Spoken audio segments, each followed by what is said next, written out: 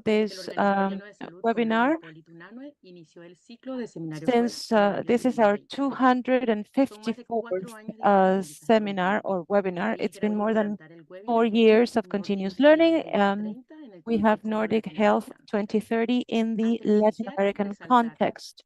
Before we start, I would like to highlight that in 1971, with the creation of the Hipólito Unanue Convention, the governments of Bolivia, Chile, Colombia, Ecuador, Peru, and Venezuela joined together in a regional integration to make a bridge for peace.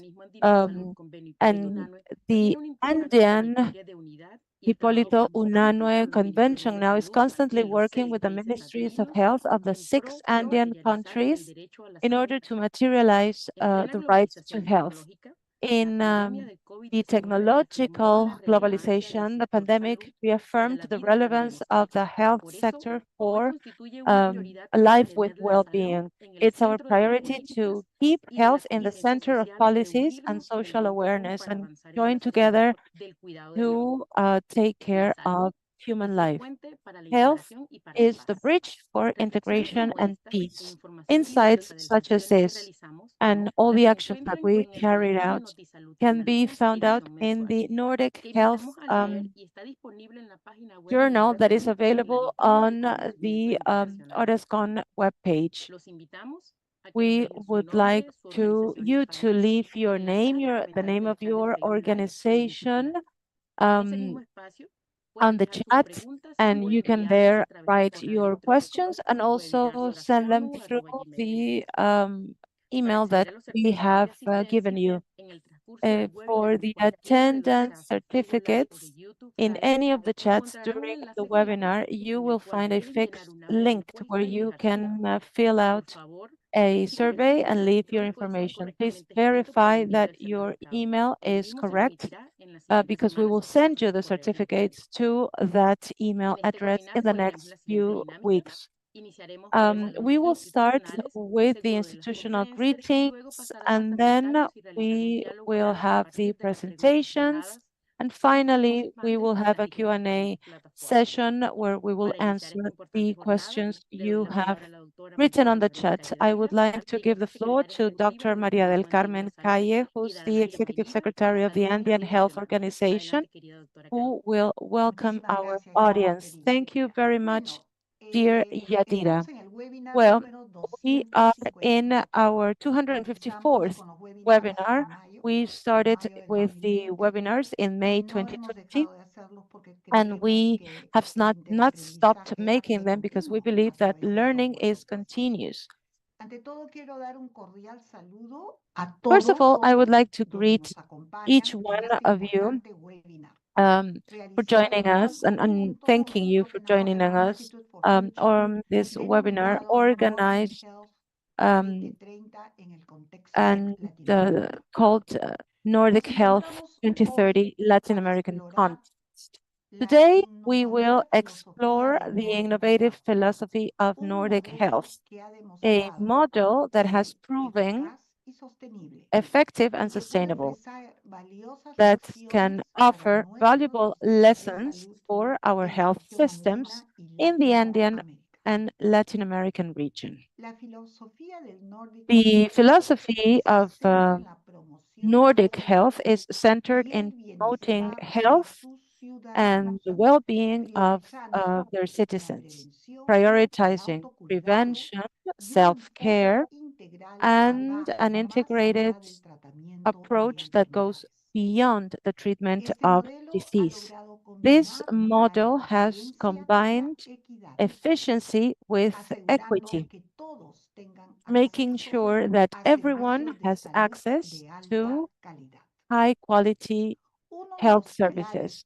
One of the fundamental pillars of this model is the economy of well-being, which highlights the importance of investing in health as a foundation for economic and social development, promoting self-care and individual responsibility in the management of health. Not just improves the life quality of people, but la it carga sobre also los sistemas de reduces salud. the burden on the La health innovación services es and otro systems. componente Innovation is clave. another key A component. través de la colaboración Through entre el the sector collaboration between the privado y public, académico, private el sectors modelo and the academia, nórdico ha the logrado Nordic avanzar model en el desarrollo has de made a lot of nuevas progress in tecnologías y developing new prácticas de salud. technologies and La health iniciativa practices. Copenhagen The Lighthouse Copenhagen es un Lakehouse excelente Initiative ejemplo de is an cómo la excellent example cooperación de of las how asociaciones pueden cooperation and impulsar avances associations can significativos en el drive ámbito de la significant salud. changes in No podemos the dejar area de of health. mencionar la I madurez de la should política mention pública also digital the en los maturity of países digital nórdicos, health policy in Nordic respaldada por countries, la OCDE.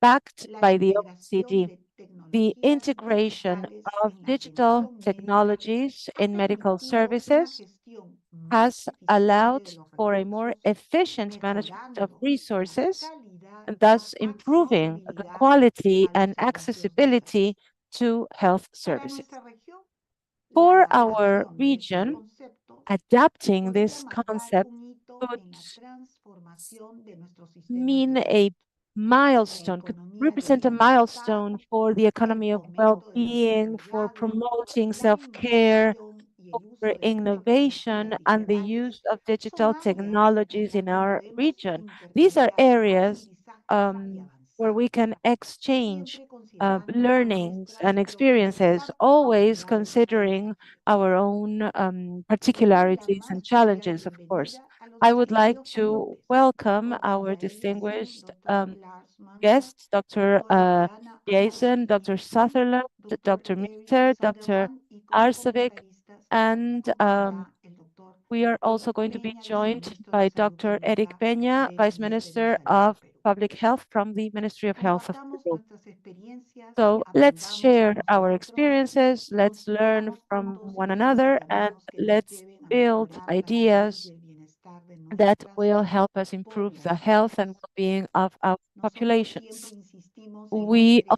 always insist on the three investigación, I's: innovación investigation or e research, inversión. innovation, No and sé si en la investment. traducción al inglés Um, es las 3 I, pero en it's castellano sí not son las 3 just, I. it does not translate with three Tenemos I's in pleno English, but it conocimiento would be que sin RII. presupuesto, But we sin know that without financiamiento, budget, without no se pueden funding, cumplir con los we derechos de cannot todo ciudadano satisfy nórdico. the rights of Bienvenidos, every bienvenidas. citizen. Comencemos. So Gracias, welcome Yadira. and let's start. Thank you, Yadira.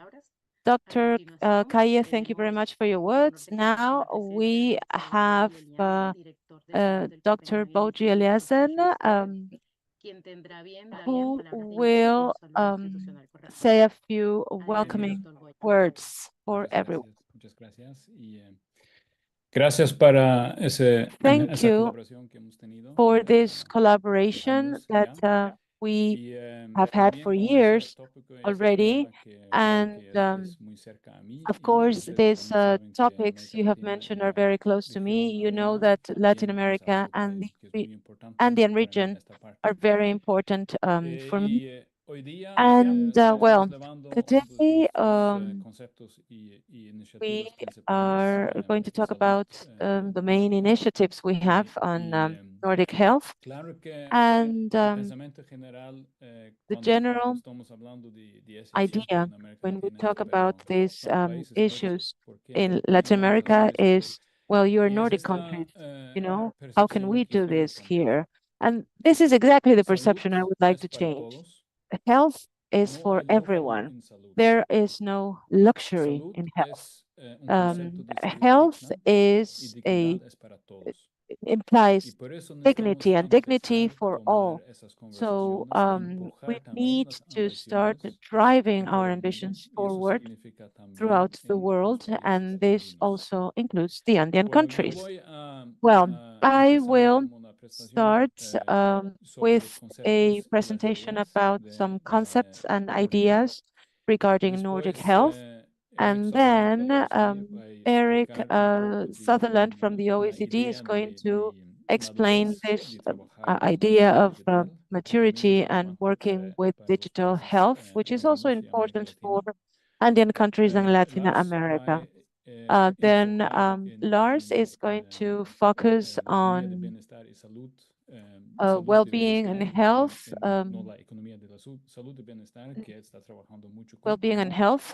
that he is working a lot with. And then Diana is going to focus on the concept of life science and different ways of collaboration and the lighthouse concept. How can we work in order to solve some issues in different areas? So, and then I think we will have time for questions later. For us, it is very important to start working in Latin America with these concepts in order to see if we can carry out all of this in a timely fashion. So I will start my presentation, and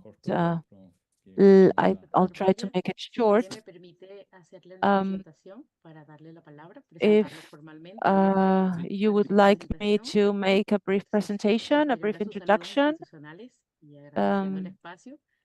So I would like to introduce Dr. Eliason. He is the director of the Copenhagen Institute. He started the Nordic movement for 2030 health. He has 25 years of experience in the creation of initiatives, and he has worked both in the public and private sectors. He is focused on public preventive health, and he also co-chairs the HIMSS Nordic and the Health Network. So you have the floor. Doctor, you can start with your presentation now. And can you see my presentation? So I will make my presentation in English. And the topic is how do we build health as the most important societal pillar? So this is not something we do when things go wrong, but something we do to maintain things well. That is the whole idea. So we started in 2019 with Nordic Health, and it was based on that we could see that the social contract, so how do we work together in a society, was crumbling, was falling apart. And this was partly because we were beginning to have a merge of a digital and an analog society.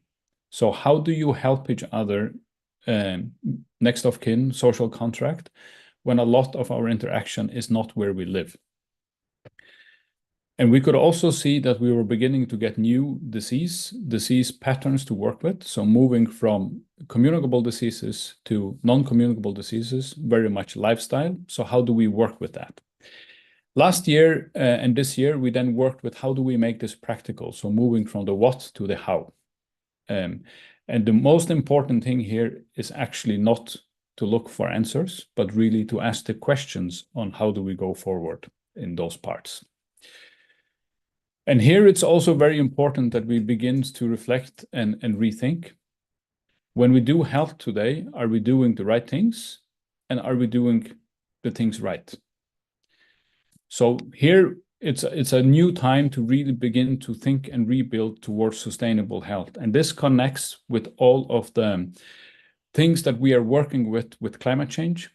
So how is health also a part of the sustainability agenda? How do you make health systems, which are the fifth biggest polluter today, as also one that contributes to a better health?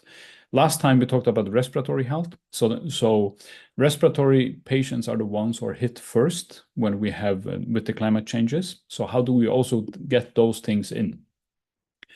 Most importantly, we need to know where we want to go, because if you don't know where you're going, any road will take you where you go. So we can do a lot of things without moving to something that we want. So this is also what Nordic Health is about. So the question here is really, if we dare, can we do it? So how do we do it? So we can do a lot of things without moving to something that we want. So this is also what Nordic Health is about. So the question here is really, if we dare, can we do it? So ask what if. What if health is the most important societal pillar? So that's what gives us social equity, equality, and fairness. It is the driver for sustainable growth and prosperity.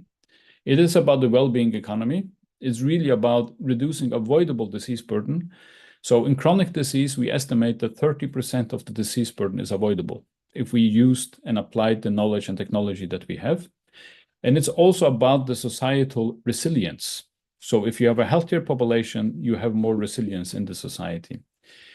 And this is also where we should build health into our sustainability efforts. So the One Health concept of WHO or planetary health. So how do we work with these things and with health as an investment into society? The core question, which I always ask, is what do we really want? Do we want the best health systems or do we want the healthiest population? 99% would respond it is the healthiest population. But 99% of the decisions are for the health system. So how do we change that?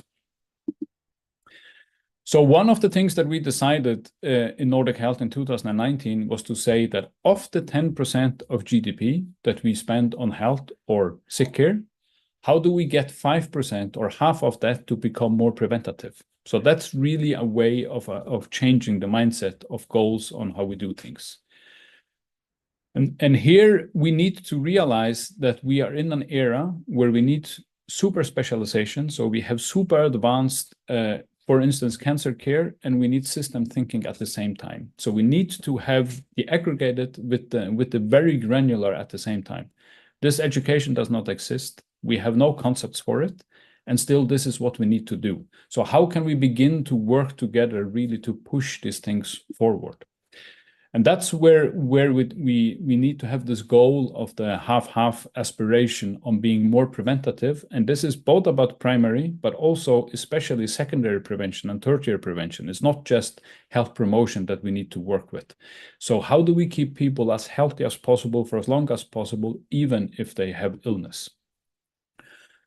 And in 2019, and this is many years before ChatGPT, we really try to play around what does it take if we put AI in the hands as virtual assistant of people and just activate existing data, no new data, just activate existing data so we can help people also for self-care, so we can help systems also use the person as a data carrier and work with it.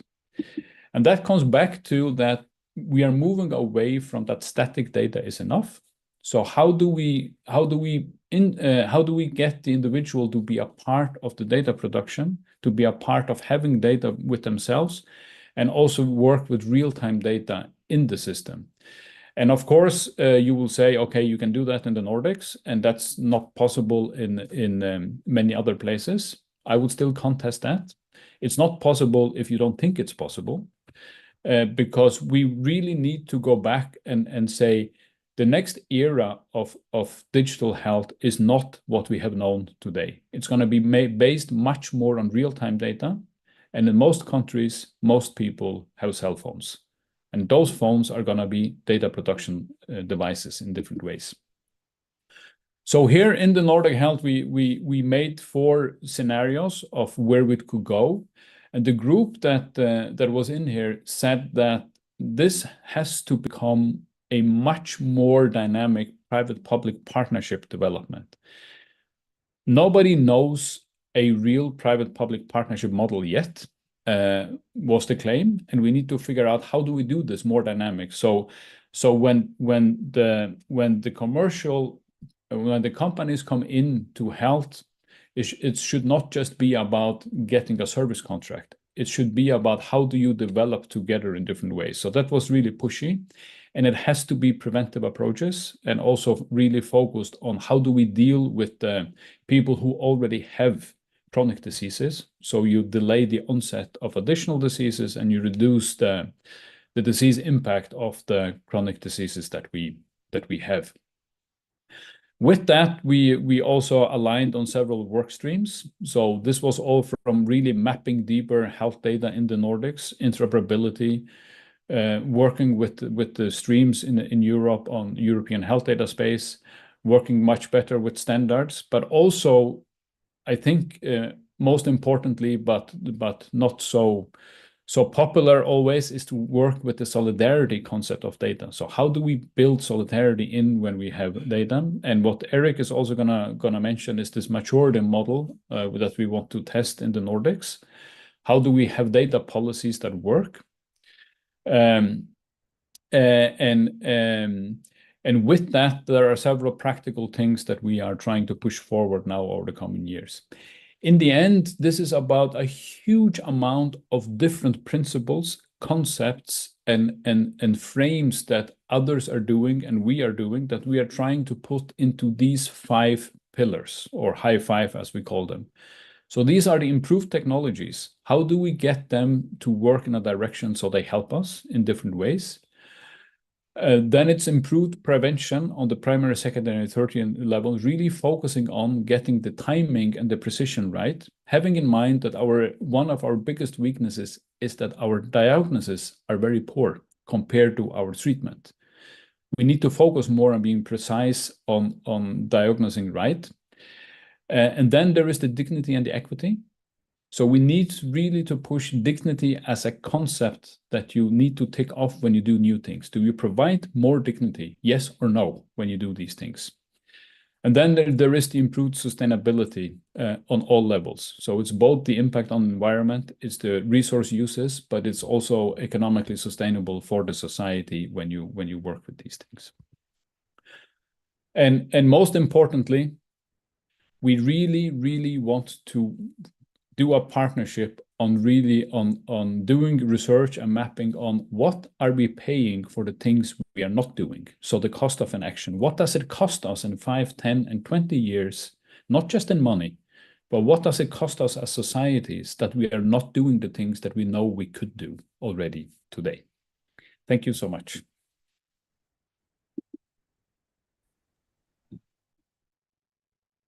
Muchísimas gracias, querido doctor Boya. Thank you, Doctor, for your presentation. You have talked about, an approach on prevention, primary attention and equity, and all the global challenges that we have to face. So please stay online, Doctor. We have some questions and comments that we will answer at the end of the presentation. Next, we will talk about the maturity model. And for that, I would like to welcome economist Eric Sutherland. He's a senior economist, and he works at the OECD on health, gathering political orientations for digital tools and integrated data, including AI. So he is responsible for the measurement and evolution of the OECD recommendations about the governance of health data and supporting a digital health policy that protects data, for example, security and privacy, and timely access to quality data to use the data with informative objectives for different sectors. Before joining the OECD, Eric directed the Secretariat of a pan-Canadian strategy for health data that gathered experts and government leaders from Canada to create an integrated system of health data for health systems, public health, population health, research, and assistance. He has authored a framework for the governance of information and the pan-Canadian health data. So, Dr. Sutherland, you have the floor. Welcome. That was far too long. I need to do something about making that a bit more concise. I'm honored to be here today. I apologize for my lack of Spanish, as I demonstrated earlier on. It begins and ends at some very, very basic words, let alone Spanish or Portuguese. Ironically, I was on a similar seminar earlier this week where it was German, and I had to make similar apologies. One of the downsides of being Canadian is that I am fairly limited to English and French, which is appropriate as the headquarters of the OECD is based in Paris, where I am right now.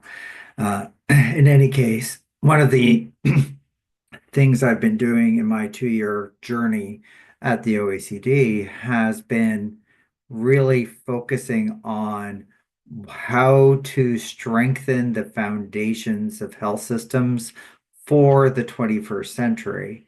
And in that 21st century health system, it really is recognizing that data are the foundation, which very much reflects what Bowie was talking about, what the Nordic strategy is built on.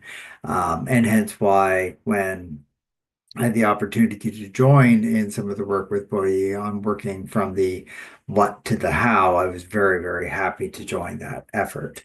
In any case, what I'm going to do, I'm going to verify that people can see my screen. I will check with Boy so that way he gives me a thumbs up. Excellent. So I'm going to talk a bit about the specifics of data and some of the challenges that many, many countries are experiencing with it. When we were talking before, one of the reflections were, well, Europe has a lot of data. But the reality is, yes, Europe has a lot of data. The world has a lot of health data. As many will say, 90% of the world's data has been created in the last 2 years. And a significant proportion of that, approximately 30% of that data, are health data. Why? Because everyone's got their smartwatches that they're carrying around with themselves. We have tests that generate a lot of data like MRIs or ultrasounds. There's also the vast amount of testing that is done around individuals. There is a huge amount of health data that are being created, but a very small sliver of that data are being used meaningfully for decision-making purposes. And this to me is a tremendous lost opportunity. And so that is why I really focus my efforts on how do we enable the use of this data more effectively and efficiently for everyone for a better health outcome for all. And my reflection in looking at this is that the way we have invested in the digitalization of health systems, especially across the OECD and to a certain extent in the Nordics, and I will reflect that from the OECD's perspective, it does include countries like Colombia, like Chile, and there are some other countries that are in South America specifically that are going through the so-called accession process to become a member of the OECD. So it's certainly relevant from a global perspective. But the investments that we've made in this have largely been on the technologies without recognizing that the value from the investment in digitalization are in the data. The way that I think of it is that the technologies we are buying are the pipes, but the data are the water that flows through the pipes. And these new tools like artificial intelligence represent the taps, getting the insights out of the types and getting them into the hands of people who can use them. But the investments we've made have been largely fragmented, and thereby our systems are siloed, they're leaky, and they're just simply not for purpose delivering the solutions that we want. Most important, they're leaky and they're massively inefficient. We're duplicating the same investment time and time and time again, as opposed to building on each other's investments in order to elevate ourselves to a higher health system. So we want to move towards this more integrated care system going forward. And we want to move towards a more integrated system where data are more available from as Boye was saying, a more real-time perspective. We need to radically rethink our data infrastructures. This is where, from the OECD's perspective, back in 2016, and recognizing this, we published our recommendation around health data governance. Not going to talk about this in depth. It's there for you if you're interested in looking at it, but it provides, these are the policy areas we recommend countries focus on if you want to be strengthening your data foundations. And having reviewed them more recently, they still very much are relevant today, especially in the context of if we're trying to move towards person-centered health systems. Most health systems around the world are not person-centered. They're centered on the facility. They collect data in a hospital, collect data by a health provider, and for a person to get a complete view of the data the whole health system holds about themselves, they need to talk to every lab, every doctor, every facility in order to collect that information together so they can be intelligent and have the intelligence to be a meaningful participant in their care. Similarly, the ability to use that data around about the person for the purposes of population health, research, public health management, or general innovation is enormously difficult because there are fragments about the data everywhere. So to collect the data together for secondary purposes are really hard.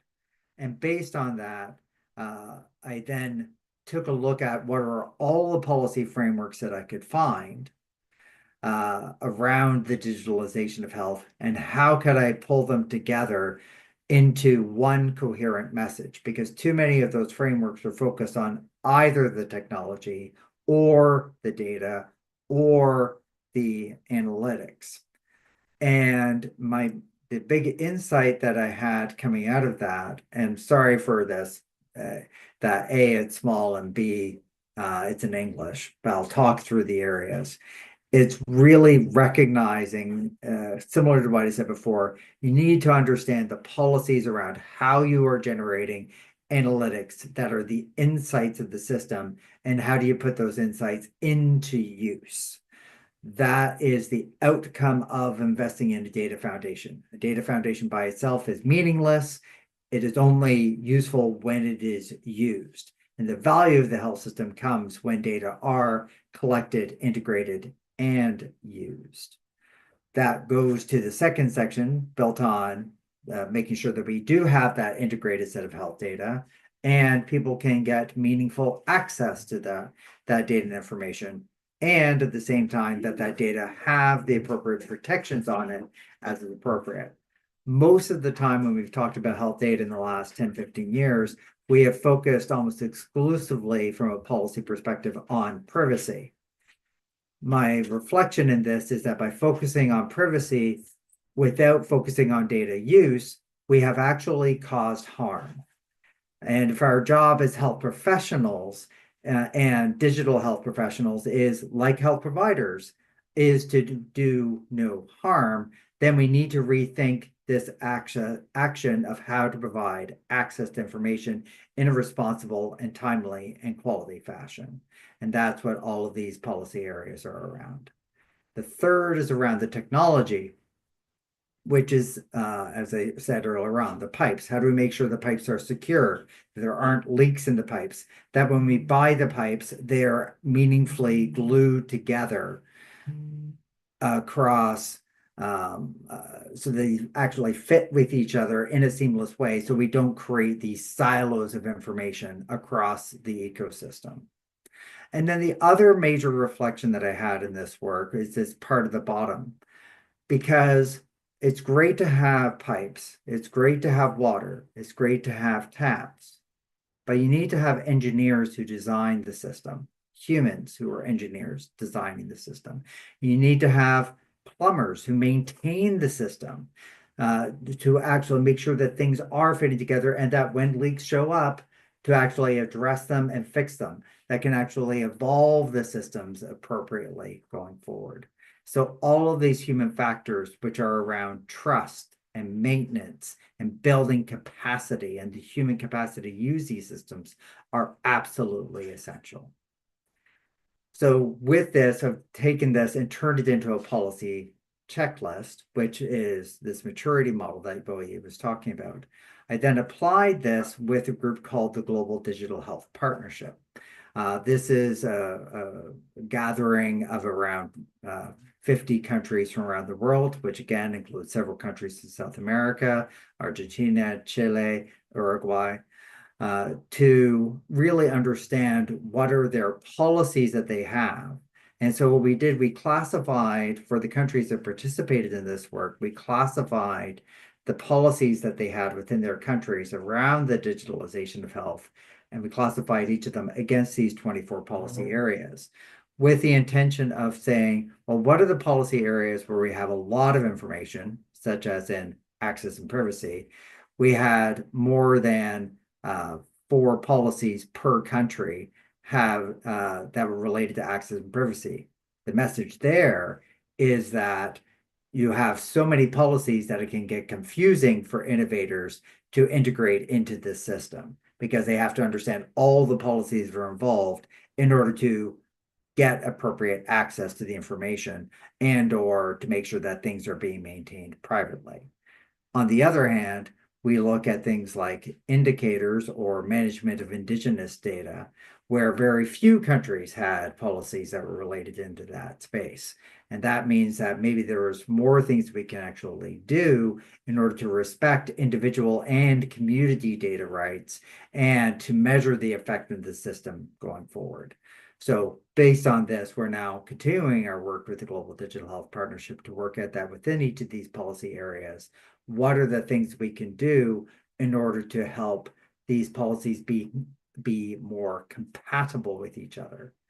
Many countries focus the work around health data as how do we make sure that we are working well within our country or even within regions of our country. I come from Ontario, so we care about our provinces within the country. So each province has their own approach to data and data management.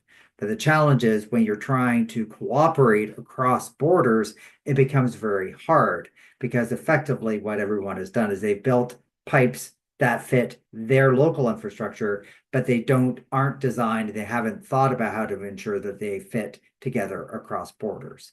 And if we want to be able to cooperate effectively across borders, especially in areas like public health or treatment of rare disease, or where patients are there moving across borders, that's more of a challenge for Europe than it is for Latin America, likely.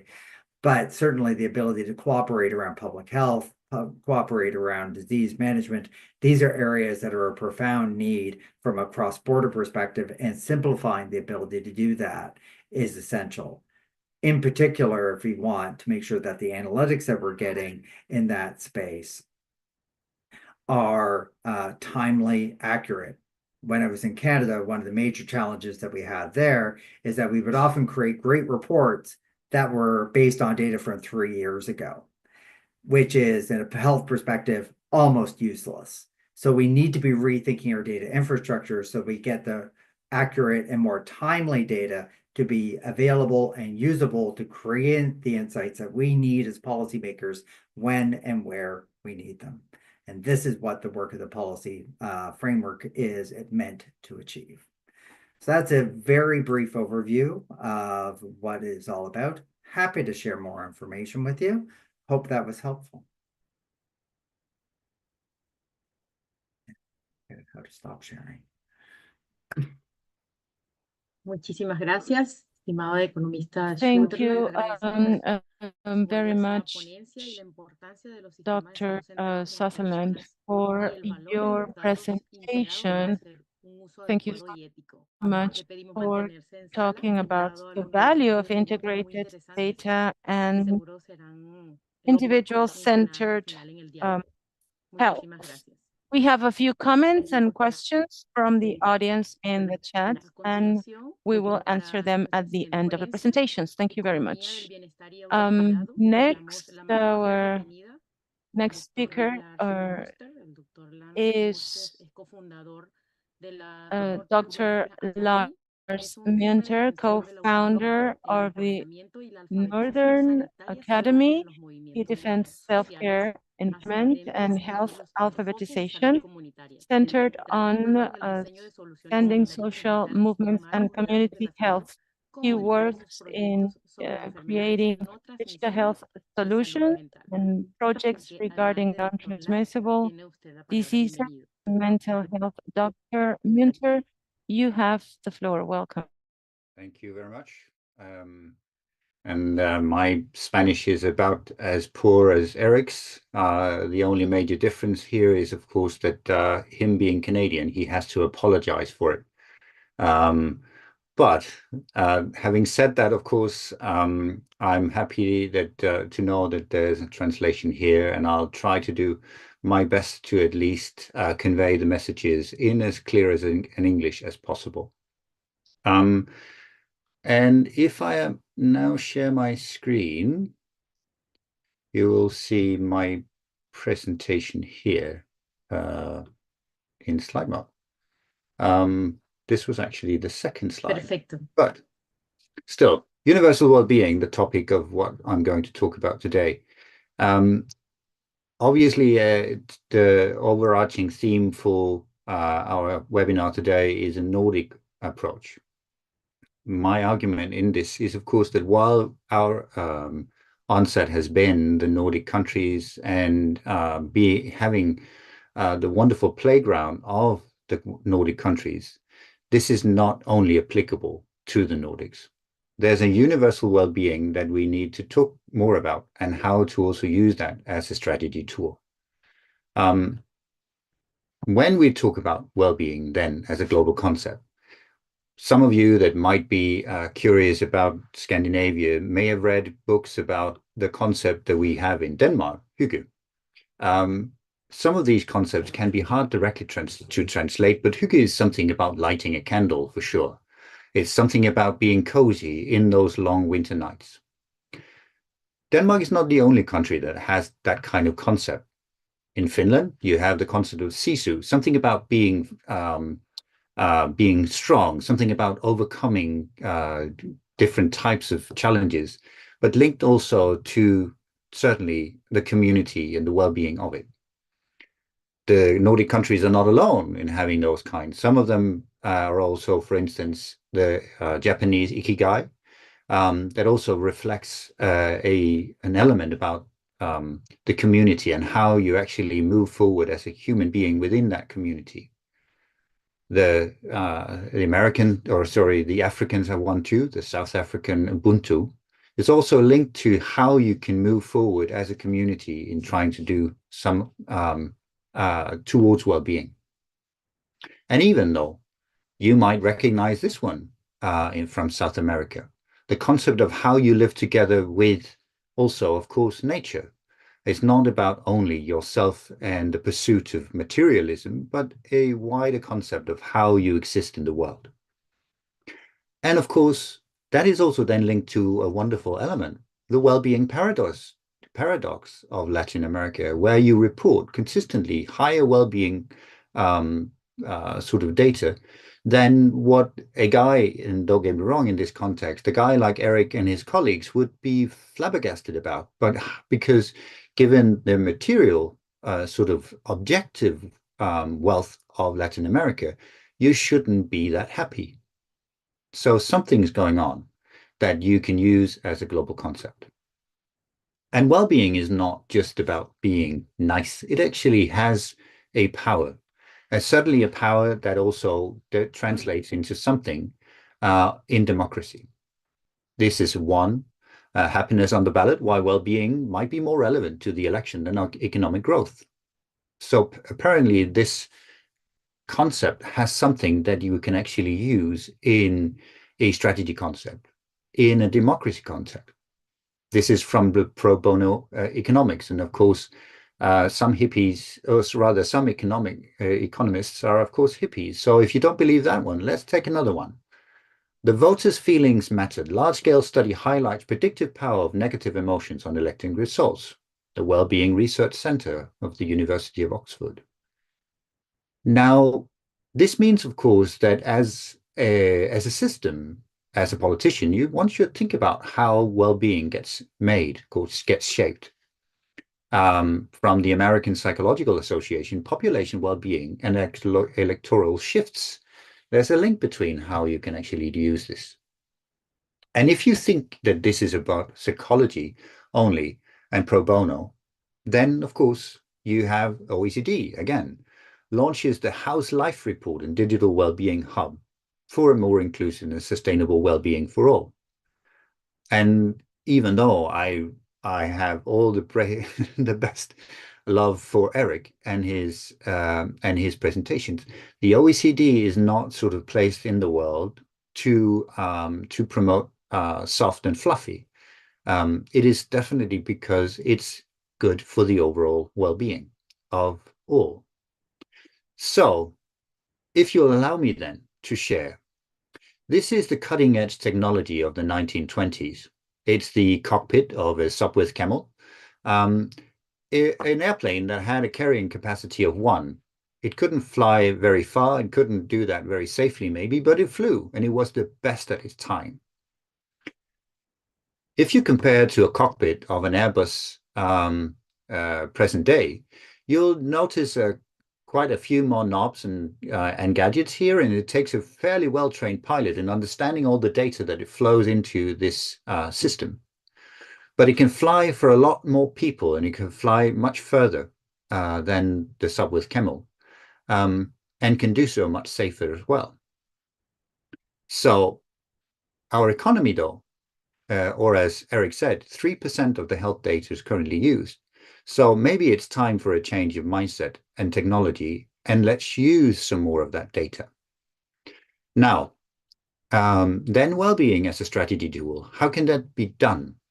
One case that you can look to is, for instance, the organization Engage Nova Scotia that uses a statewide data set that allows them to see exactly what kind of challenges that are a barrier to local, regional, or statewide policymaking. Because, of course, they know that the more important element for well-being, but also for democracy, is the well-being and not the growth per se. Another tool that one can use is the OECD guideline on measuring trust. And I'm saying trust, but why? Because, of course, the link here is that when you want to move well-being, you probably also need trusts. So knowing more about, from, if you will, the metaphor of the Airbus, there's a lot more different elements that one needs also. Some of them we have already, we don't use them. Some of them we have to build. From the WHO, then, we have the new initiative to place well-being at the heart of economic recovery. It's called the Universal Wellbeing Economy Initiative, and of course a cornerstone of the WHO efforts to put health at the center of all policies for, well, health, but also for well-being for all. And if one is more interested in that, you can also join, for instance, the Wellbeing Economy Forum in Reykjavik next year. But here, at least at a local level or as a national level or as a health system, different ways of using well-being as a strategy tool. As you've probably noticed, a lot of your different problems or challenges before you they look a little bit like this. If they were simple to solve, you wouldn't be stuck in the problems you have. If they could be solved by any one government entity or maybe by a consultant, we wouldn't have all those challenges. We call them, of course, complex issues or wicked problems. And the nature of the wicked problems require that we work in mission-driven collaborations. They are key to our understanding of bringing both different types of knowledge, different types of network together. However, though, when we then work in mission-driven collaborations, we have that challenge that we have to have people that trust each other. And this is a kind of a segue to the next speaker as well, but let me give at least an example from Denmark where we use that element and talk about in a recent conference organized by the Danish Ministry for Foreign Affairs and Healthcare Denmark with 3 key diplomatic missions. How do you measure and assess and hold yourself to account in different areas, in this case, environmental factors, social factors, governance factors, health and well-being and growth. So do you know that when you're working in that mission, that you actually generate the trust sufficient to transform? That requires data. It does. And it is one of the key ways then to lead to well-being. And with that, of course, my main point, that this is not one that's only for the Nordic countries. These are strategies that always leads to health equity, and health equity that listens to people, that integrates data and then adapts to deliver a solution that is useful for all, or for at least for more. And I'll now stop sharing my screen. And thank you so much for allowing me to share my perspectives.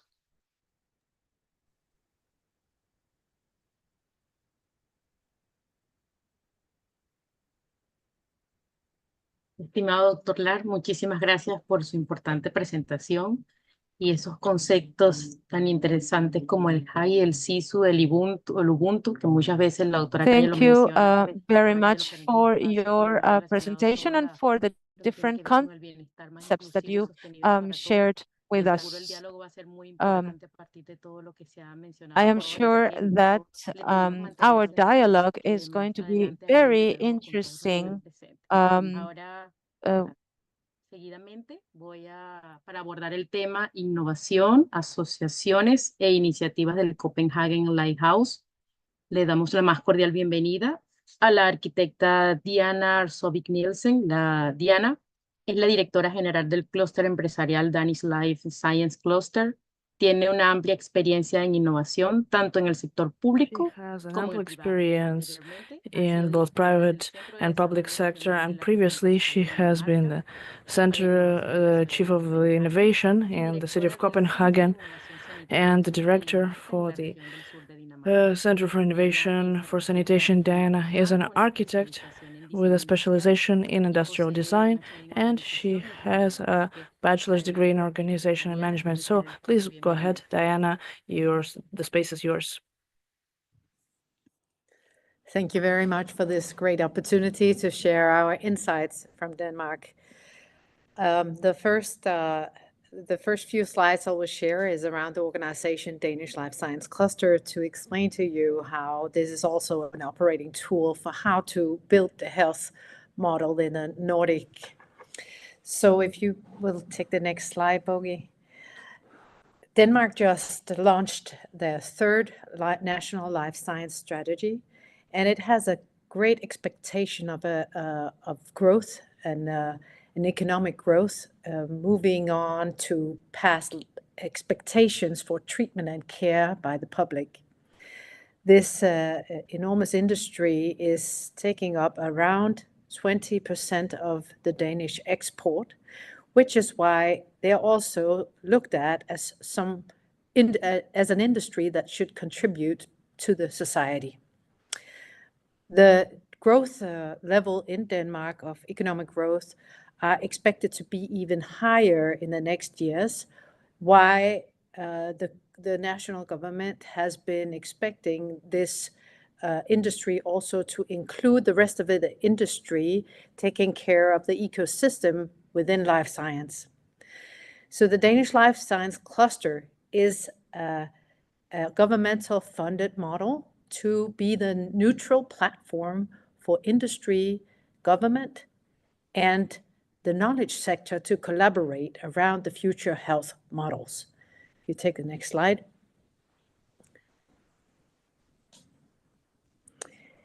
It is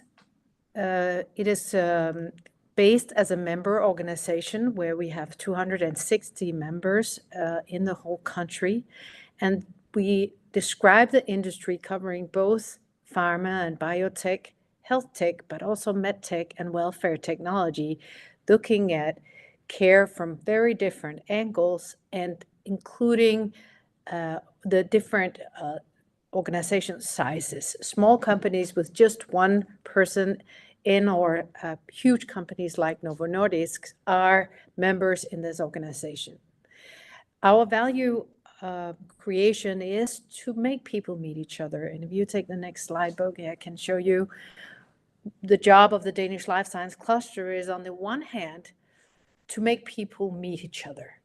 We see a lot of collaborations happening between friends, and maybe not the people that they actually really need to collaborate with to move forward. So one job is for us to make people meet each other that don't know each other already, to create innovation. And we do that through communication events, network and matchmaking, and of course, collaboration projects. The other job the cluster has is to make the companies grow. And since we're working with the whole value chain of small companies up to big companies, it's very important that our projects and programs is looking at how can we move them from one step to the next. So it's a very systematic approach to help the companies access data, patients, and the insights of how you deliver the services. So it also has a benefit on the economic models that healthcare is depending on. Today, of course, we see that it's not just a matter of making things more efficient. It's also a matter of that we don't have the resources for the hands to take care of the elderly and the sick. So looking at the economic models and the business models more broadly is a huge request in the solutions. If you take the next slide. In Denmark, for us, these numbers are quite high, that to make people meet each other is not just enough. We also have to have them collaborate for innovation. And to show you a little bit on how our cluster looks at this, when we do have new regulations or new technologies, if you take the next slide, like for instance with AI, a lot of requests are coming of how should we access this with the ethics and people's health in mind. How do we do this best? So the cluster generates a lot of understanding around this challenge. So we keep the trust in the population, making sure that we have a public debate on how we should use AI in an ethical way. A lot of expectations are put on this technology, both in our processes, but also in how we should make all the decisions. Like Eric, he shared a huge amount of sources for data. We are looking at as a matter of fact, an amount of data that doubles every second month, meaning that our healthcare staff will not be able to comprehend all this data. So looking at these new data models in a way where we get the insights of how to use this in a manner that we create better care and better health for our citizens is huge. It's very crucial. So the cluster creates different insights on this and make projects on that. That's one of the job that we do of how to promote the new technology so it gains the trust. In the next slide, I will share with you our business lighthouse of life science, where we look at equality in health or equity in health. And here's an example of a collaboration model where we use a partnership model to do the transformation in health. The next slide. The business lighthouse has like three goals. One of them is to improve health, but also strengthen the economic growth, and then of course also position Denmark in the international scene as a life science beacon. So for us to do this, if you take the next slide,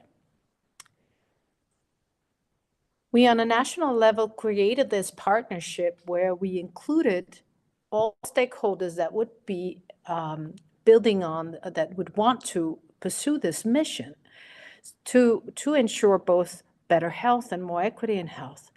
And so inviting and engaging from a ministry level, the whole industry and the whole public sector and knowledge sector, we created this platform of a public-private partnership.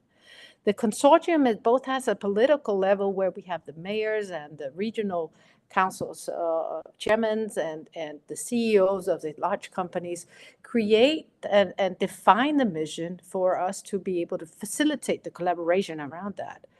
And two topics were picked. First, we worked with healthy weight, looking at the huge challenge we had around growing overweight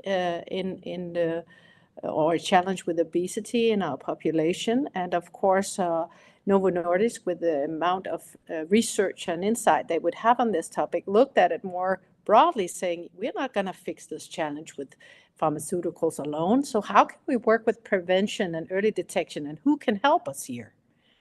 And the second theme was mental health, where we also have Lundbeck having a lot of research in this, and at the same time saying we have to look at this challenge more broadly. Who has the responsibility to change this? I guess we all do. So how do we create this collaboration? If you take the next slide. We engaged all of the stakeholders at our national level, from business associations, patient organizations, regional stakeholders, local stakeholders, for assuring that everyone was invited to create an impact. And if you take the next slide. The partnership was established in 3 months, and we had a main consortium at the political level, and they have made the partnership agreement with the government. Then we have a board of stakeholders that are patient organizations and so on, that still have a user platform, and then there's a broad steering committee that actually takes care of all projects and activities made. So even though this is a huge program, it only has one layer of leadership between the political level and the operating level. And for us, it was a big trust level to put that much money out in the flow of activities and only have this level of leadership. So therefore, we also asked and requested that it was a level of the C-level and the organizations being in this steering committee, that we will have the management to be able to take decisions on behalf of the different organizations. If you look at the next slide. So we started out with Healthy Weight, looking at it from these different angles, saying, how can we work with prevention, identification or early detection, and management? Some of these challenges are chronic, and we know that even though that we can maybe create a healthier lifestyle, we will still have the challenge of beating these curves of challenges for our human beings. So therefore, we looked at who are the stakeholders in this. If we look at prevention, who invests in prevention? So we talked to the pension funds, and we talked to the insurance companies to say, how can you contribute with this national or societal challenge? So it's not just the healthcare sector, but more broadly understanding. Identification, well, when we meet people with these high risks, they are not in the healthcare sector, then it's too late. So we need to look at partners that would also be in the workplace or the leisure organization or even the civil society.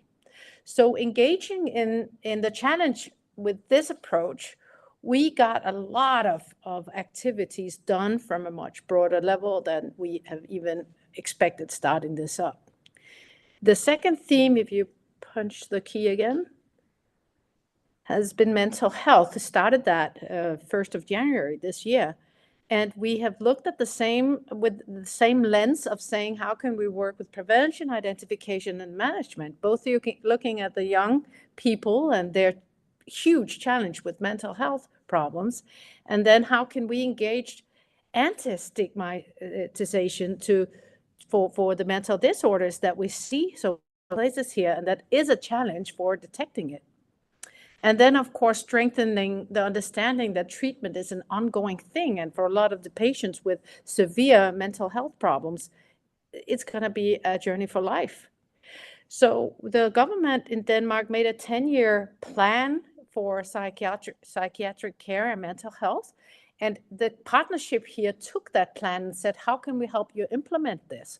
Using the platform we created for Healthy Weight to engage with all the stakeholders in this community. And so we did, with different projects on how to use AI, how do you use different communication models, patient-centered, citizen-centered. And we have engaged a huge collaboration around this. The next slide, please. So the model of how we combine the health projects with our company's collaboration is that we have one aspect where we look at the tests and pilot projects or ideas of how to scale the pilot projects on the one side and the horizontal part of the model. And in the middle here, you see the economic growth platform where we engage all the companies to come and understand their solutions in this context, respect the health challenges around the citizens, including them, and helping them move on this ladder of growth that we see necessary. For the companies, immature technology are not supposed to, in a too early stage, be broadened out too fast, because that would be unethical. So we need evidence, we need the documentation of what's happening, and we need the data to understand how all these solutions, they actually combined can create better health. So to combine this, having the health stakeholders and all the economic growth stakeholders was a big part of the job of my organization. And in this work, we of course got a lot smarter on how to network them across the insights that they would create. For instance, how do you talk about obesity in the workplace? If you want to solve this challenge, you need to have a language. And to include the patient unions and user right insights on this for this network, we built a whole capacity of that understanding and helping the stigma challenge to get rid of. If you take the next slide.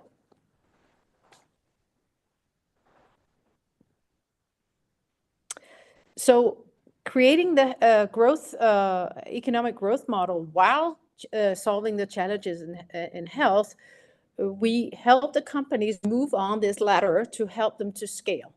And we helped over half of them through climbing the stairs of 2 steps. In the life science industry, it's very hard due to the regulated market and the requirements of data and documentation on efficiency, to help them grow all the way or accelerate in the pace that they would love to. But here we have, with this systematic approach, help them to spot what they exactly need and the right time. And we really achieved that with this model. The next slide, please. We also did a big evaluation on all the levels of each of the projects, but also on the projects across and on the whole partnership. And one of the key findings is that they have really used this network structure to get a lot of insights and find that it had helped them create more impact in the company through the project creations. The next slide. Here I'll share with you the numbers. The project is, or the whole partnership is 3 years old in April. So it's still 2.5 to 3/3 year old. And we have created with this 44 projects within healthy weight and 19 projects around mental health. And scaling in the last program, we also scaled healthy weight projects. It has included 258 partners, and over 650 companies have been engaged in this work. More than 3,000 citizens have gotten different solutions, technical solutions tested and tried, helping out with health challenges. This is the presentation I've prepared for you. Thank you.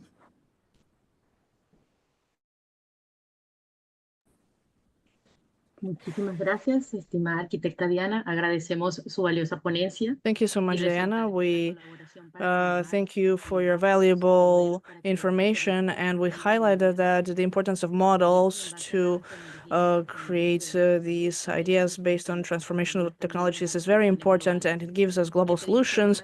We also ask you to remain in the room because there surely will be many comments, and we want to continue talking about these topics. Now we are going to begin the space for comments based on all the presentations that have just been made. So we have the Vice Minister of Public Health of Peru in the room, Dr. Eric Peña, who I'm going to cordially welcome. Dr. Peña is a surgeon, medical surgeon, epidemiologist, and he has performed in public health interventions as well as the primary care sector. He has experience in design, implementations, follow-up, and control of non-transmissible diseases, and the technical assistant specialized for the evaluation of epidemiological risk. He is currently the Vice Minister of Health of the Ministry of Health. So go ahead, Dr. Peña, and welcome. The floor is yours. Thank you so much. First of all, I would like to thank the invitation from the Andean Organ of Health to this very important event. For us, it is an honor to be part of these activities which provide important experiences that can contribute to the development of different initiatives within the framework of the work in the health sector in our Andean countries. I have heard the presentations that truly let us have a full, comprehensive perspective of the work that takes place in the institutions where each one of these important speakers work, the ones that have preceded me, and I wanted to talk about some of the concepts that have been discussed. For example, the holistic focus and the change of paradigm in terms of healthcare, with a perspective on recovery, with a much more bigger focus on prevention and health. It's one of the pillars of the work in health that we're trying to do in Peru. A couple of years ago, there was a law that was passed. Sorry, the multi-sectorial health policy in Peru to 2030, which is called Perú País Saludable, Peru Healthy Country. And this is a policy that encompasses the work not only of the health sector, but of all the sectors that directly or indirectly have a powerful influence on the social determinants of health. And in this context, we are in the middle of the implementing phase of this policy. What we've heard regarding the different conceptual models through which these initiatives are implemented when different actors are summoned, not just public sector stakeholders, but also private enterprise stakeholders, is priceless for us to be able to feed this implementation process of this multi-sectorial approach for health in our country. This work, we are developing it with two basic perspectives. First of all, we have the intersectorial articulation that has to do with the different strategic interventions in health and the participation of several sectors. I'll give you an example. When it comes to anemia, which is a public health problem, and it is very prevalent in our country, and many of the Andean countries also have it, and it has a multidimensional origin. The scientific evidence shows that there are different causes for this public health problem that require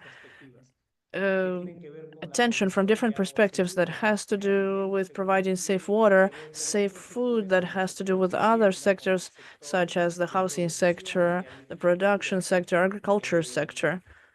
And they also have to do with aspects of social protection that have to do with the Ministry of Development and Social Inclusion, and also with the Ministry of Health.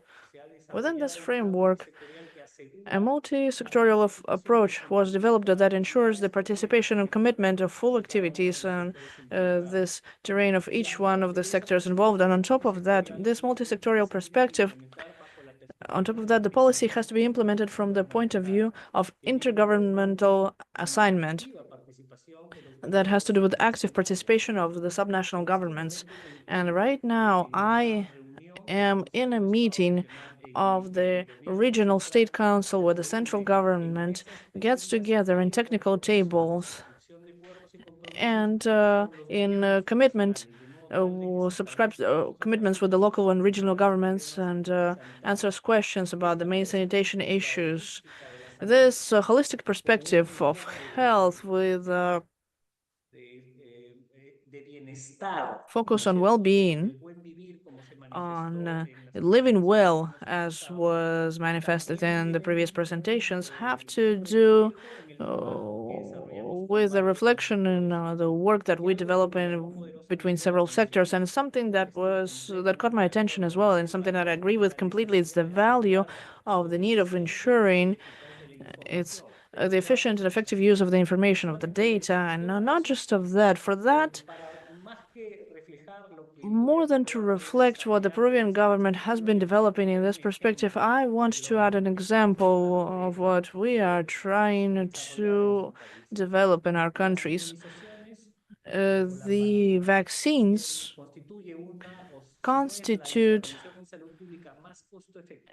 perhaps the most cost-effective health intervention that is responsible for eliminating some diseases from the face of the earth in the history of humanity. They constitute that after the pandemic, our coverage for the vaccination scheme in Peru was severely undermined. The numbers dropped significantly during the pandemic. And so what we're trying to develop right now is to use information systems, health information systems, and other ministries that have to do with programs for social inclusion with a national record system that in our country is called RENIEC, which is the system for documentation and registration of recent birth, etc., etc. All these systems of information, we have generated an interface where, through the interoperability of the data, and of course ensuring safety and data protection, we are generating a system that lets us to do nominal follow-up of the children, though. So for the health system, every ministry on an operational level, they can find the children whose vaccination schemes need to be completed. This means a significant improvement in our coverage, and I'm sure that in the next few months this will be reflected in significant improvements, because we are just beginning the process. But conceptualizing this information system as a powerful tool to optimize the process of health service and in general health response is very important. And this logic of having a full mapping of the information systems with the use of current technologies, with artificial intelligence, and especially having governance of the data that allows us to use these efficiently, is something that responds to this intense work that we are currently undertaking in the health system and in the government of our country. In general terms, there are several subjects that I would like to talk about, but I understand that our time is limited. With great pleasure, we will make available for those who consider necessary the documents that we're working on, and we would love to continue maintaining this connection, because this truly represents an invaluable level of support to the work that is performed by the health sector and the policy of the government and the well-being of the country. And we're always trying to strive for excellence and using the resources efficiently, especially the ones that have been given to us by our country. Thank you so much. Thank you, Dr. Peña. You leave us with a very interesting reflection, and the comments regarding the establishment of this joint work, which surely later on in this dialogue space can be talked on in detail regarding some of the topics mentioned. Now, if I may, I will present Dr. Maria del Carmen Calle, who is a pediatrician.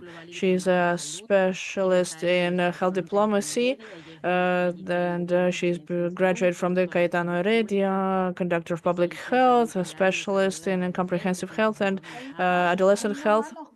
Let's just stop right there, please. All right, then, dear Dr. Calle. Okay, and I just wanted to highlight she has also been a Vice Minister of Public Health of the Ministry of Health in Peru in 2018. So go ahead, Doctor. Thank you so much, dear. Well, I'm fascinated. Fascinating. 4 presentations that have been succinct, robust, and with a lot of, I would say, lots of pulp, lots of substance. I appreciate that in 10 minutes you have been able to tell everything that you told us, and the comment of the Vice Minister that was excellent. I think that this is sort of a snack. This is an aperitif, a little piece. We have to go in depth into this matter, and I just want to mention that, yes, we are all heading towards prevention, absolutely. As was said by this famous author, in the 21st century, it's not going to be about preventing disease, it's going to be about keeping people healthy, And, well, we're on our way to that. The only way to know is the path is right, is how much investment do we have, because I'm a very practical person. If I continue investing in recovery, and I'm not investing in prevention, well, then we are not doing our job in completing one of the most important goals, which is going from recovery to prevention. We have, and I'm just going to throw some examples at you. In Peru, we have the Centers for Community Health. We have about 278 of them, but it's been a long road. I remember in 2007 we began the strategy for mental health. So this is a long road, but well, we are on it, and I'm also loving that. And well, the Andean region is on this right track. We still have a lot to go, but we're on the right track. And the issue of systems, I thought that that was excellent. What we want is we want technology. Of course, we want to improve technology. We want to improve prevention, improve treatment, but especially dignity and equity, which I think is something that in the Andean organ is one of the strongest topics. We always talk about the fact that everyone has the right to the highest level of health with no differences, absolutely everyone. And I think that that is an important topic, but also in the systems, they've added sustainability, increased sustainability. Why? Because sometimes we start with great ideas, there are pilots, there are projects, and then they stay at that stage because of lack of financing, lack of motivation. So I think that that part was perfect. When it comes to data, oh, I love that. There are tools, we are recovering data, but as Eric pointed out, well, the majority, most of data is definitely not being used. And well, what's the point of data? To make better decisions, and that's where Bodge's question comes in. Are we doing things right? Or are we doing the things that we should do? It's a whole issue, right? To try to do things right. There are many tools which I think we could talk about to figure out how to use these tools. And this is where I start to commit all of you, because that's part of my work as the Andean organ of health, is to find spaces for improvement, for mutual learning. And well, what can I say about well-being? This is something that's been like a whole battle for several years. For example, I'm not going to say what institution, but they wanted to call us health, and I said, why not health and well-being? No, they said only health. No, it has to be health and well-being. And at the end of the day, we did add well-being. For Latin America, well-being is an issue that we haven't touched in years. We talk about living well, but we recognize, since I was in Africa in Ubuntu, right? It's we are part of everything. Nobody denies this, and of course equity. And you can see how far you go. And something that I really liked is what was it? What final, ¿cómo lo dijo? A ver, ahorita me acuerdo. I'm going to try and remember. Escuchar, integrar, To adaptar. listen, to integrate, and to adapt. I think that that is super important, and the Andean Health Organ was at COP26. We were insisting on incorporating everything that corresponds to that. I think Vice Minister was in our committee for climate change and emergence during that time. And one of the things that we said was that we had to incorporate the ancient knowledges because we have history and we have to respect what came before us. I think that that is very important. It has to do with well-being. When it comes to what was shared by Diana, that was fascinating. I mean, what can I say? In a perfect world, I would love for that world to be the Andean world, but I mean, a perfect world, the public and the private sector would be combined. So a whole there's a whole network that you talked about, where you have the academia, the private sector, you have the business, and they know how to use all of it.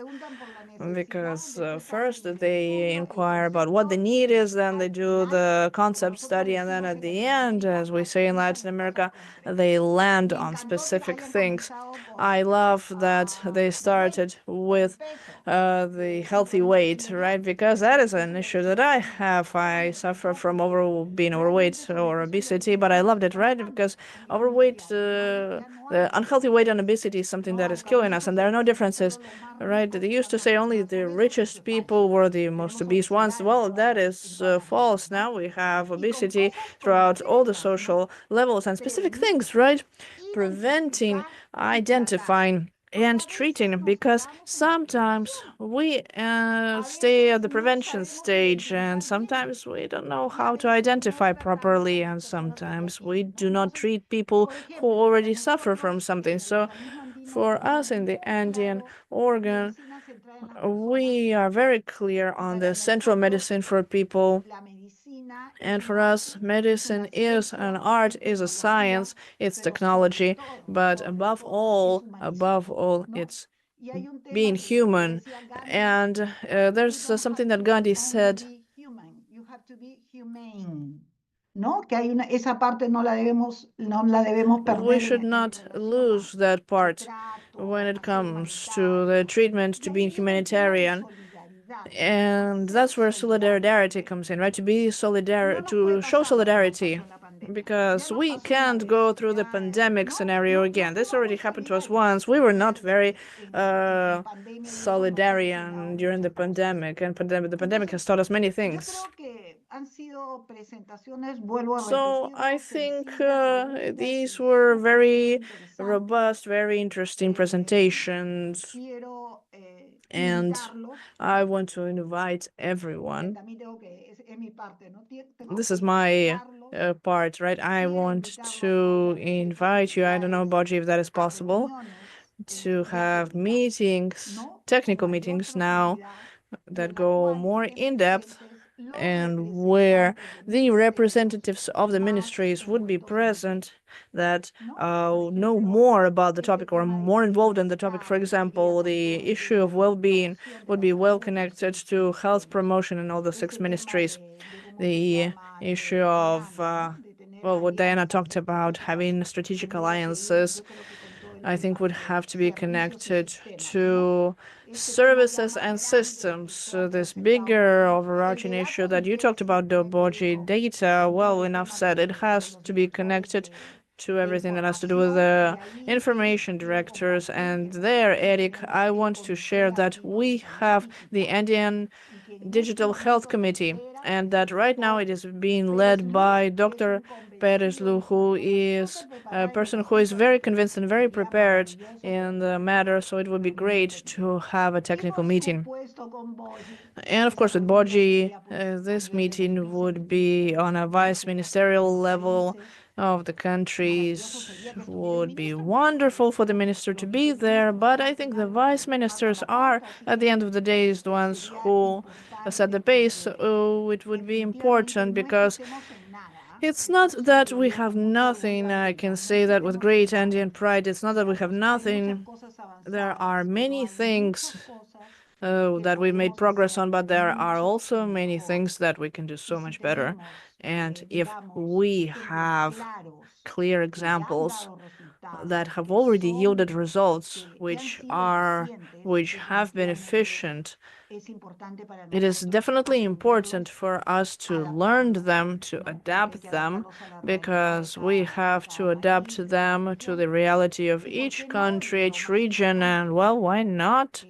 The most important part is to make it sustainable and to continue evaluating them, because I think something that still fails us a bit is in our countries is the fact that maybe not necessarily do we evaluate everything that we do. We have policies, we have plans, we have indicators, but at the end of the day, I don't know what happens, but we don't evaluate them. And well, I just want to leave a final comment, which I thought was very important,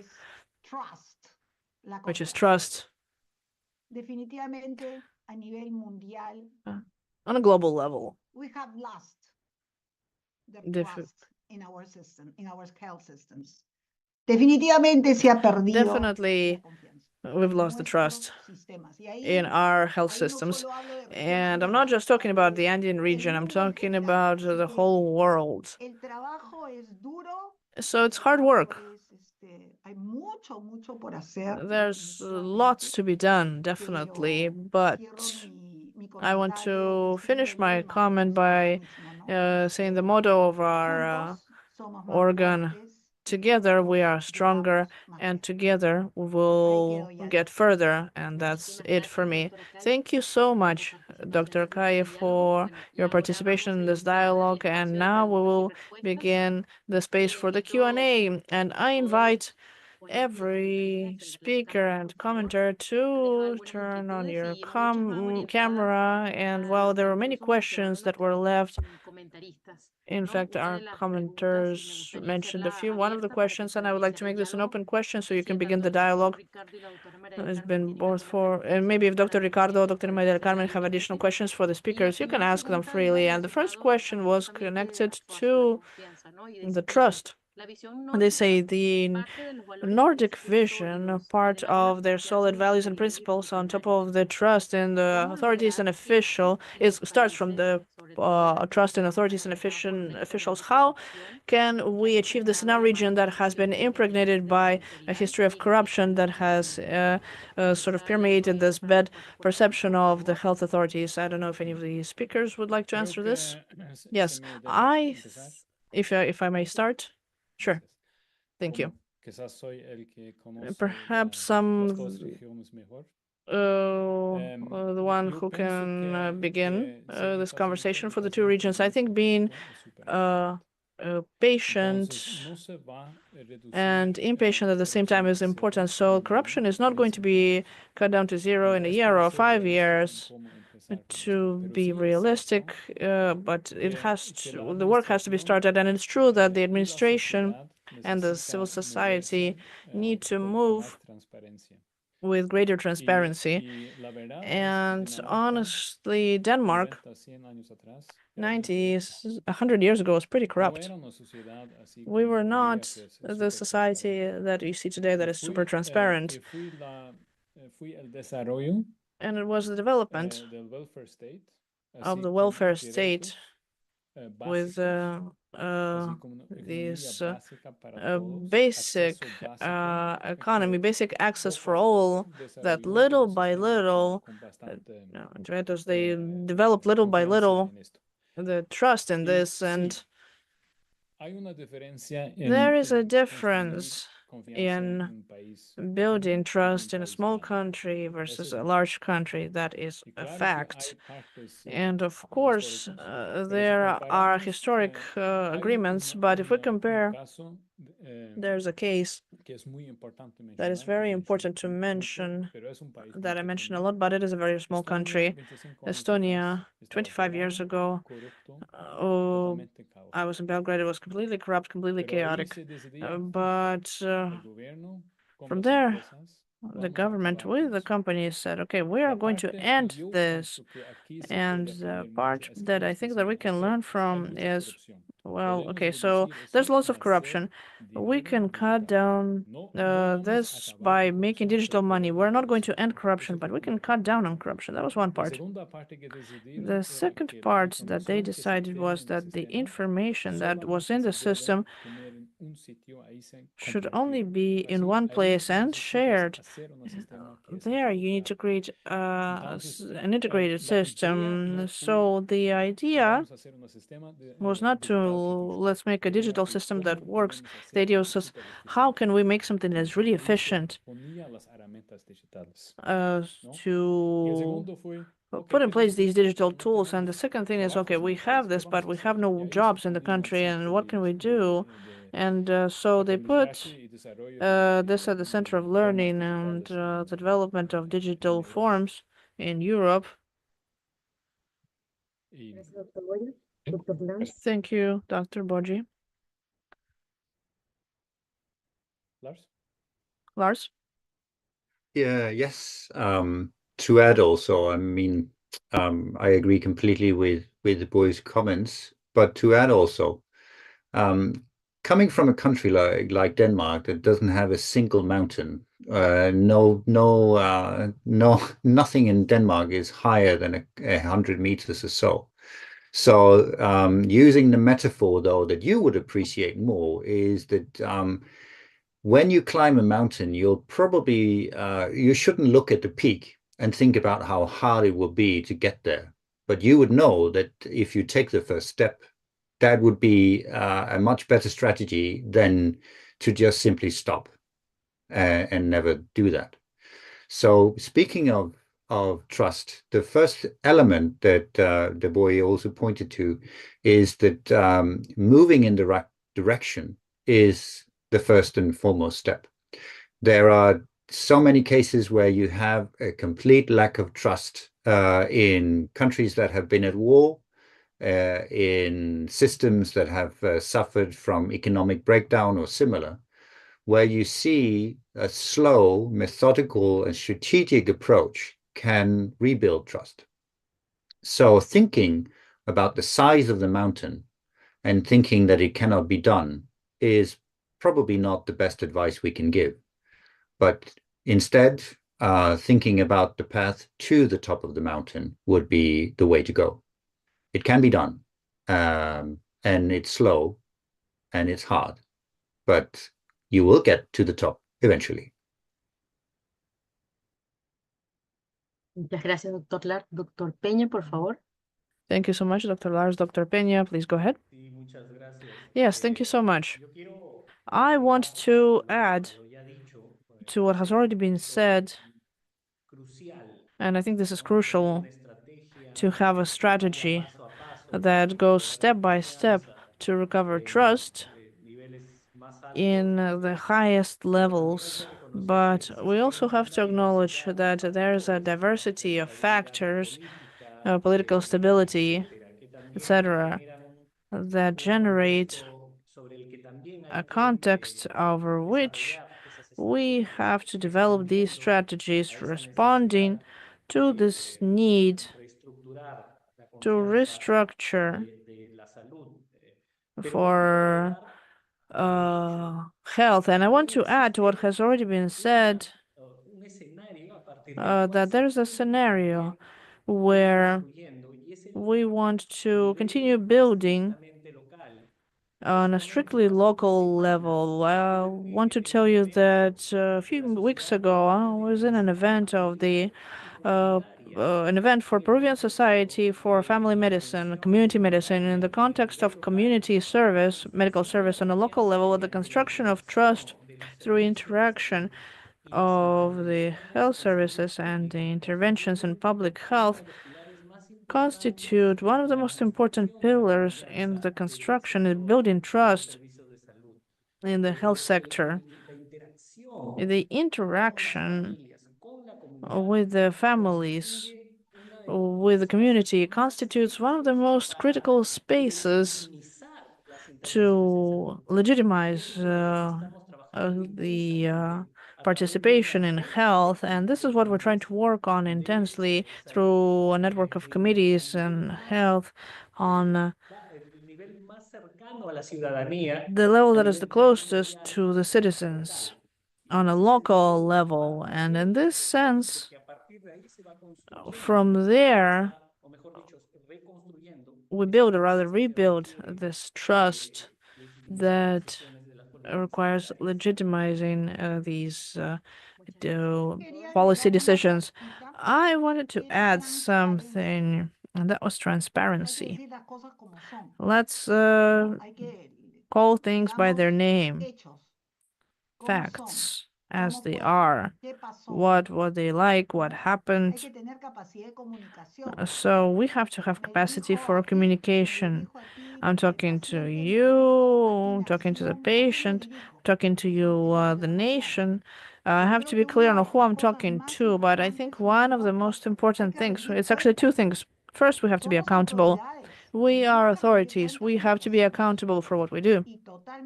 And I completely agree with Eric. On a local level, it is very important.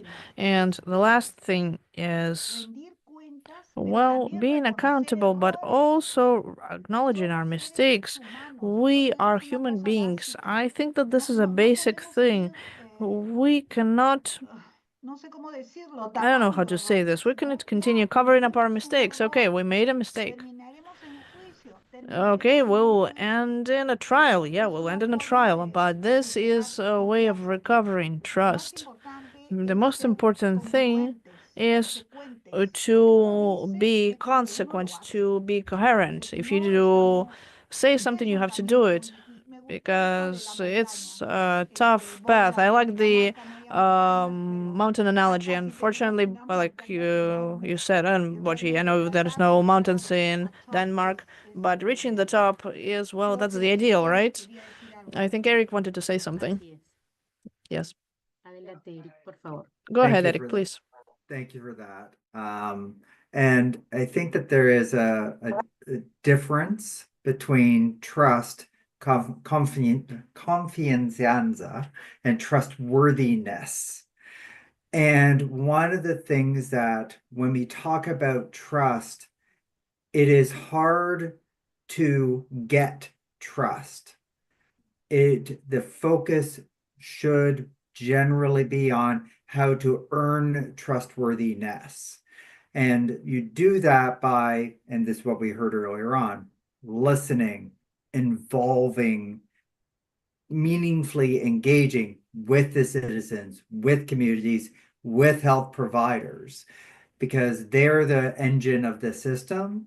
And if we yell at them, you should trust the system, that is a sure way that it will not happen. And so meaningfully engaging with them is going to be crucial. One of the study that we published a couple of weeks ago talked about the perceptions of medical associations on artificial intelligence. And the lesson, one of the key lessons there was that health providers were not worried about their jobs being replaced by AI, but they are worried about AI solutions being developed without them.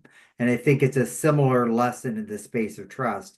If you are involved in the process of development of the system, involved in the process of the systems you want in the future, then you're more likely to trust how they're developed and how they're deployed.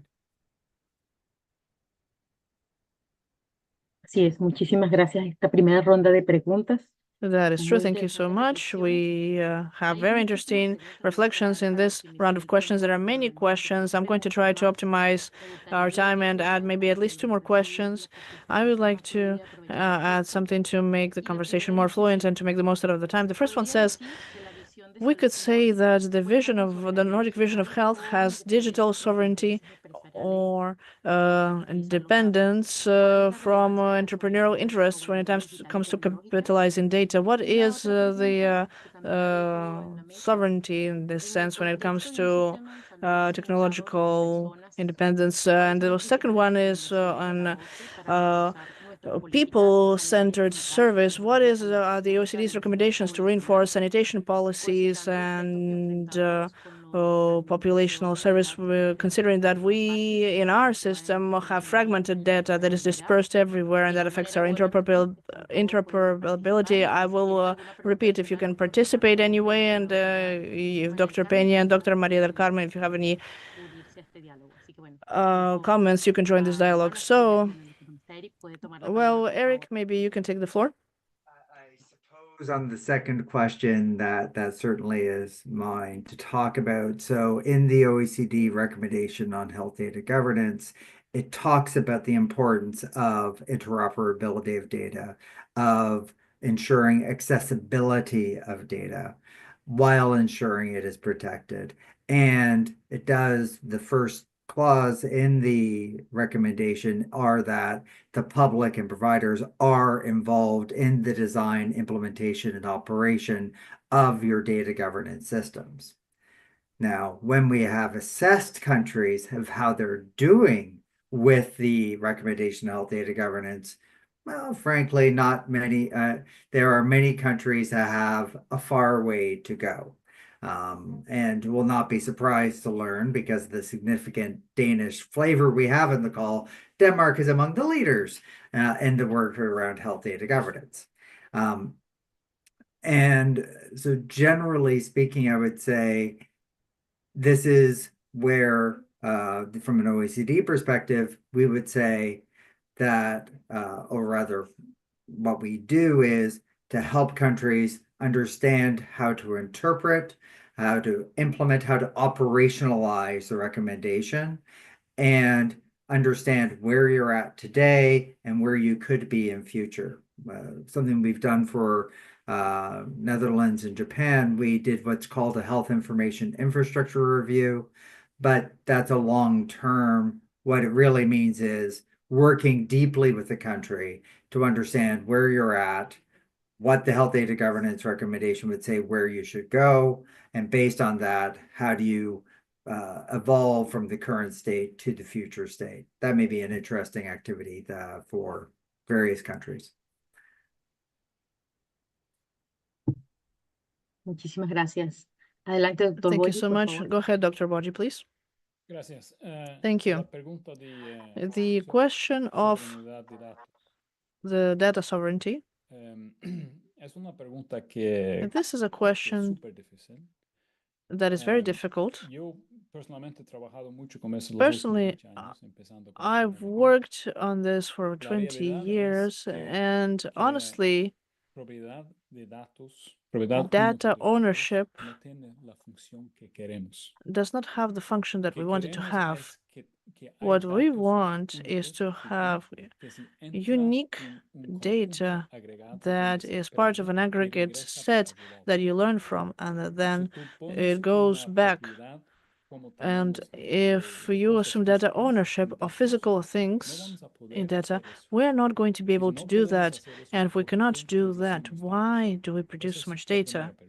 That's the first No hay question. el concepto que resuelve eso. Eso There estamos is trabajando con no varios proyectos. ¿Cómo concept vamos a hacer that eso? I think ¿Ok? of data ownership. That's La something segunda we're working on parte several es, esto projects. también tiene a The ver con second one transparencia. ¿Cómo podemos poner transparencia y is trazabilidad de how todo can esto? we Ese es ensure el concepto transparency nórdico and que traceability? estamos That is the trabajando. Nordic Porque si concept tú, that we're si working todos on, los because datos if que we puedes poner have directamente aquí, tú sabes dónde están y para qué data están that usados, you know what ahí it's tú being tienes used for, confianza. Si then no, no you lo vas a have tener nunca. trust. Otherwise, Y you're esa never es going una to have parte it. de confianza digital. And that is Si part of puedes digital poner esa trust. trazabilidad If this y traceability can be used transparidad. and Y this la transparency tercera can parte aquí exist. And the third part que here is Eric también that, trabaja bastante con es and Eric ¿por actually works on qué this a lot, producimos datos? why do we Es produce para data? hacer leyes así que It's to hacemos make protección de datos laws, o right, queremos proteger to have data personas para protection, tener or do we want mejor to salud. protect people to have better Ahora health? estamos haciendo el primero, no Right estamos now, haciendo el segundo. we're doing Y the first eso, one, we're por not doing the eso el second one. concepto de So this is propiedad why de the datos concept no of funciona. data Y eso es el trabajo ownership que doesn't necesitamos work, hacer. and that's the work that we need to do. Thank you.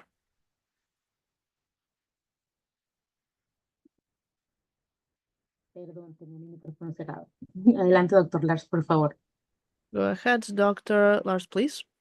Yes, well, I agree, not surprisingly, with Boy, but also mindset-wise, thinking about ownership, recognizing that the data sovereignty is thought as if it was real estate is misleading, and thinking of something where data is something that relates to the common good. What you can think of in mindset is, of course, that while you might be talking about your house as something you own, and right there you would think that this is something that belongs to me and vice versa. If you talk about your children, clearly they're not your property, yet they're still yours, very much the same, and you can love them, you can, well, sometimes hate them maybe, but that's not the point. But they're not your property. When you then move into other elements of yours, your house, of course, was one example, your street, your city, your country, they lose even more in terms of property, but they gain so much more in terms of the relation you have with them. Unless you had a relation with them that was based on trust, they wouldn't be yours and you would not be represented in them. So the idea that we've had about who actually owns the data, Boy is completely right, has been very misleading and has led to the situation that Eric told us about before. We have all the data in the world, yet we only use 3%. We should be horrified by a situation where we've invested so much in gathering all that data and be sad that they're not still, or yet, generating the value for us all as a common good as it should.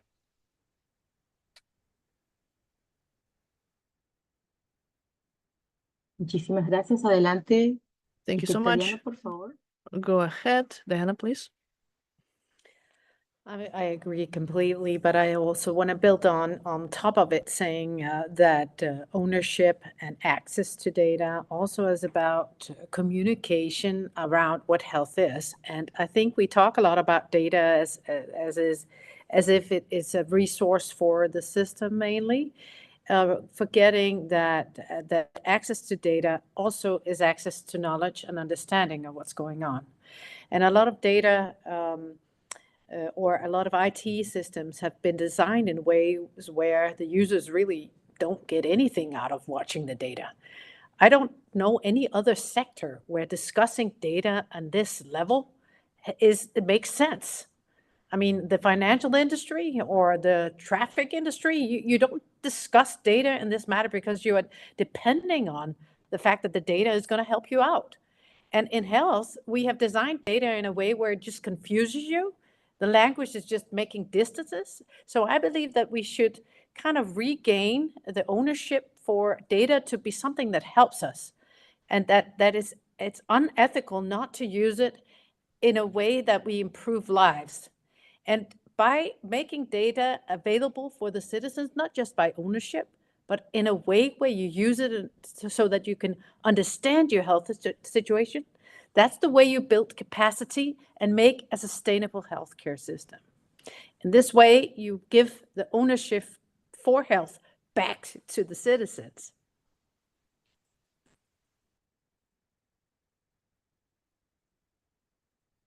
Muchísimas gracias. Thank you so much. Quedan muchísimas preguntas. There are so many questions yet to answer, but considering, and we are being respectful, we're respecting the time, we see all the questions that have been asked on social media. We cannot answer all of them right now, but we will consider them for the next webinar proposals and dialogue spaces. And now to close out this space, I'm going to ask the speakers in the order that I mentioned them to leave us a small 1-minute message so that then we can move on to the closing words of our colleague, Dr. Boggi, Dr. Ricardo, and Dr. Maria del Carmen. So first, I would like to start with Architect Diana.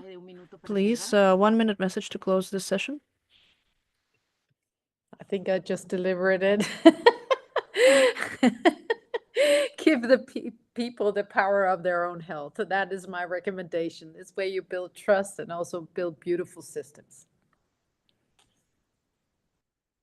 Muchísimas gracias. Thank you so much. Dr. Eric, por favor. Dr. Eric, please. Eric Sutherland. Eric Sutherland. I'm considering I would really echo many of the thoughts. It's um, the way that the health system uh, can change the future is because patients are meaningfully involved and empowered to meaningfully participate in the health system.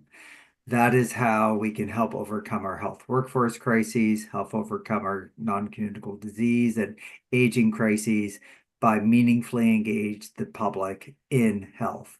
Other industries have done it. We can do it too.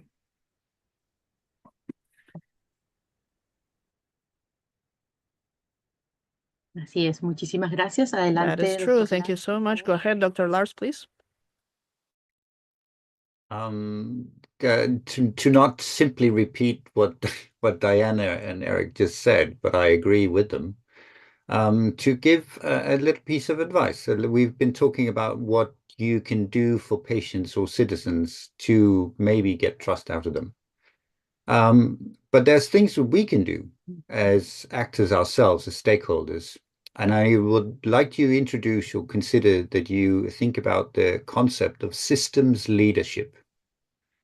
It is where you, as part of a system, act with leadership instead of waiting for the top to decide or for the bottom to voice their opinion. Think about what you can do. Entering into a network, going to that conference, choosing to participate in a club, like the OECD for that matter, or some other collaboration. Those are actions that lead towards a new outcome. And you, as an individual, can choose to use systems leadership in your life and in your professional capacity. That would also lead to trust. Thank you. Muchísimas gracias. Thank you Ahora so much. cedo la palabra al Now I give the doctor floor Boji to Eliassen, Dr. director de Boji Salud Eliassen, Pública, Doctor para dar of cierre Health de and este Safes, webinar. for the closing words of this webinar. Please go ahead. Muchas gracias. Yes, thank you so much, and it is a pleasure to conduct this series of webinars. As always, as I've said before, I lived part of my life in Peru, and I missing the cuichactado every day, and grilled guinea pig. And I want to close this out with the hope and with looking forward on my end, putting lots of work and energy into Latin America. It's not because I have a strong connection with Peru. I have my past in Brazil. It's also because I honestly believe that the next phase, especially for digital health, can be done in Latin America because there are millions of Spanish speakers in Latin America. So scalability here is possible on a level that is not possible in other places. So if you want to go to the front to we find spaces where you can be part of this world, where you can teach others, where you can lead and you can do your partnerships, your acquisitions, but you have to keep in mind what the focus should be. And I think digital health is especially for the primary care sector with high technology that is well made, where everybody has access to it, is something that can be done in Peru and Andean countries and Latin American countries and American countries. It's something that can be done because they have the continuity and they have a population that is properly prepared to start working on this structure. Thank you so much. Thank you, dear Dr. Boji. Now I give the floor to Dr. Eric Ricardo Peña, our Vice Minister of Public Health. Go ahead, please. Thank you so much. His sound is cutting out. I want to thank for giving us the opportunity to participate in this spectacular meeting. We will take many lessons with us and many issues to work on the commitment. And I would conclude my participation in the current ministerial management that I'm part of. It's that we took this approach very seriously of introducing a multi-sectorial policy that changes the paradigm in terms of care and prevention and health to informed participation with the best scientific evidence available, information systems that actually feed decision making, and the cycle of generating public policies and sanitary health participation. And what is also part of our work is generating with a legal framework and technical regulatory framework, something that generates this initiative and that is actually going to help us do a 180 and help the country transcend these governmental administration. It constitutes a state policy and a policy that would not change from one government to the next, with the one administration to the next. This is crucial to ensure sustainability of these initiatives. I am delighted to have participated, and I'm looking forward to promote new interactions through the Andean Organ of Health for as much as possible. Thank you so much. Thank you, our dear Dr. Eric. Now we'll give the floor to Dr. Maria del Carmen Calle, the Executive Secretary for the organization. Okay, well, my first few words are those of thanks for the presence of all of you. It's been an intense couple of hours, and many important things have been discussed. Our message, and that I have been taught since I was a child, I come from a Peruvian school, but our teachers were American, and they always repeated what Lars just said, but just they said it differently. Don't think in the things, rather, don't think in the things that are, think in the things that aren't. And the next part was said by Kennedy. Don't think about what the country can do for you, rather think about what you can do for the country. So I think regardless where we are, or regardless of the scenario, we need to continue contributing. Why? Because everyone, without exception, deserves a better world to live in. And health definitely is a most important pillar, maybe the most important of all, for the development and for the full exercise of our citizenship. So we are going to have plenty of technical meetings with you guys. We can agree on working with as countries. And again, thank you so much for your presence. And we invite you for Wednesday the 18th. Wednesday the 18th, we are going to have something special because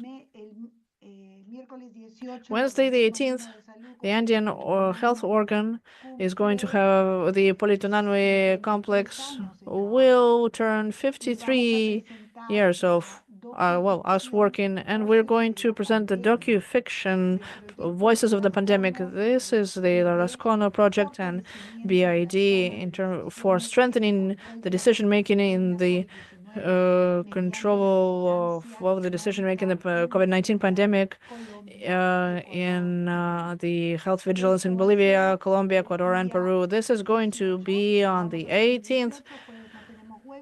We have no webinar on Thursday, but on the 18th, we invite you to witness this docu-fiction. I did not know that that was a word. It's a documentary that has fictional parts, but for me, it's been very interesting to learn this new word for my lexicon that I was not familiar with. But, well, those are the things that we try to do in the Andean Health Organ, because we think that we believe in innovation, in research, and in investment to make sure that every one of our citizens has a life of dignity. Again, thank you so much. We will see you soon. Goodbye.